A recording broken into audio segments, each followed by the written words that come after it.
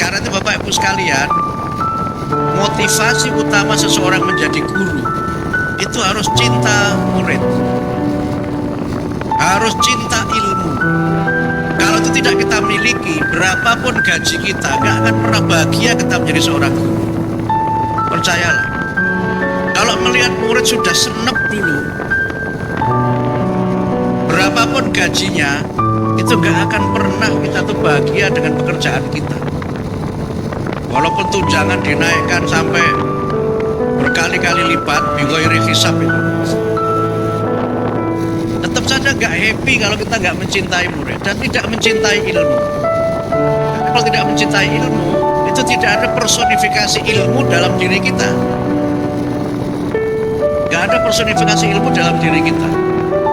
Padahal di antara kehebatan seorang guru adalah personifikasi bidang ilmu yang dia ajarkan dengan kepribadian dia. Saya boleh cerita pribadi ya, cerita pribadi. Saya jadi dosen itu sekarang sudah 31 tahun.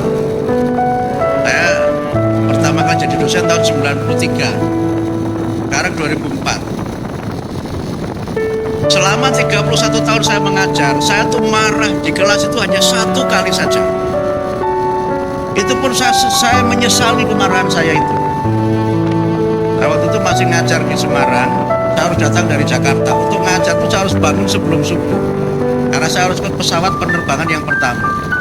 Saya ngajar, mahasiswa itu gak memperhatikan. Saya tanya, dia malah balik nanya, pertanyaannya tadi apa Pak? Marahlah saya suruh dia keluar. Begitu dia keluar, dia banting pintu kelas itu, dar gitu. Begitu dia banting pintu itu, saya merasa dia membanting hati saya. Kemudian saya pulang, saya cerita ke istri saya pengalaman saya itu. Saya kalau ada gundah-gundah itu mengadunya ke istri. Kalau dapat gaji banyak jarang cerita.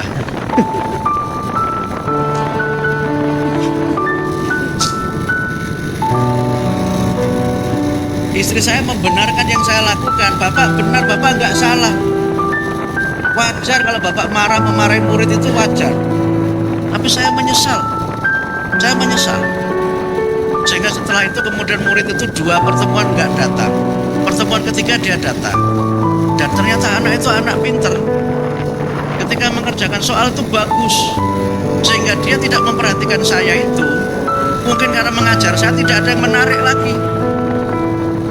Sudah dia ketahui sebelumnya, untuk apa saya menghabiskan waktu mendengarkan dosen yang nggak jelas ini. Kira-kira begitu dalam hati dia. Dengan saya muhasabah. Kan ada kan dosen yang hanya sekedar datang merasa ilmunya paling tinggi, kan ada. Nanti mahasiswa juga paling ngikut apa yang kita katakan. Padahal belum tentu juga. Mungkin sebagian guru juga ada yang begitu. Terutama guru matematika kan nggak perlu pengembangan. Guru matematika mana ada pengembangan, nggak ada, rumusnya juga itu aja. Mana ada rumus mencari luas yang berubah, kan ini rumus mencari ruang yang diperbaharui, kan nggak ada. Makanya guru matematika itu bisa ngajar tanpa bawa buku. Jadi kalau guru matematika suruh bikin RPP yang mumet itu paling nggak suka guru matematika itu. Oh kan, ya tepuk tangan lah Bu. Mau ngapain, mau ngajar begini aja kok pakai persiapan macam-macam. Mau begini aja juga murid saya jadi menteri, kira-kira begitu.